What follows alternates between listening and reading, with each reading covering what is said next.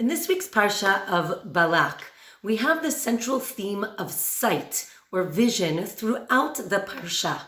The Gemara in Masechet Brachot tells us that Bilam had a special power where he could see the exact moment that God would be angry. And in that moment, he would have the opportunity to curse the Jewish people. But interestingly, with all this power of sight, when he's on his way, the donkey, his donkey is able to see the angel, whereas Bilam is blind and cannot see the angel. Interestingly enough, Balak takes Bilam to see the nation. And we see over and over again whether it is that Bilam sees the entire nation or only a part of the nation, or an edge, the katzeh, the edge of the nation. And the Mefarshim explain that when Bilam was looking out into the nation, he was looking with an ayin ra'ah, with a bad eye. What does this mean?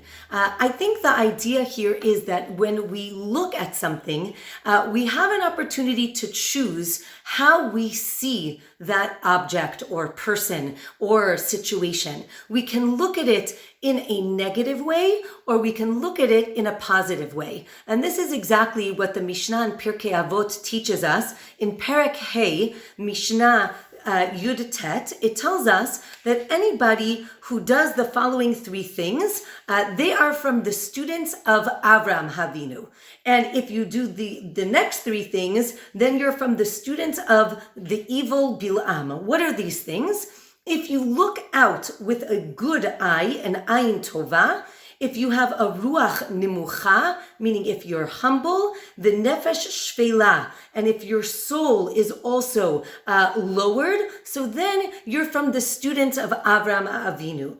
However, if you look at things through a negative lens, an ayin ra'ah, if you have a ruach gvoha, meaning haughtiness, and a nefesh rechava, and your soul is very wide in the sense of you think you're entitled for everything, so then you are a student of Bilam Harasha. And I think the lesson to all of us is really that God gives us the ability to see, and not only to see, but to internalize what we see. And with that ability, we have the power to choose whether we're going to see something in a negative light or we're going to see it in a positive light. Chazal tell us that when we see situations, when we're involved in situations, to give another person the benefit of the doubt.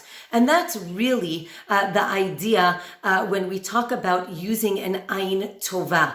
And the theme goes throughout this parsha. When Bilam actually blesses the Jewish people, and he says, Matovu ohalecha Yaakov, how wonderful are the tents of Israel. The Midrash explains that what was so beautiful about the tents is that nobody looked into another person's tent. Again, this idea of looking, but looking in a modest way, as opposed to in an immodest way. And finally, Bilam as well gives us another bracha and says, Lo hibit avin Yaakov. God does not see the sins of the Jewish people when he looks at the nation. And my bracha to everyone is that when we're in all different types of situations, may we always look for the good and the positive and give our friends and everyone else the benefit of the doubt and be the students of Avraham Avinu with an ayin tova. Shabbat shalom.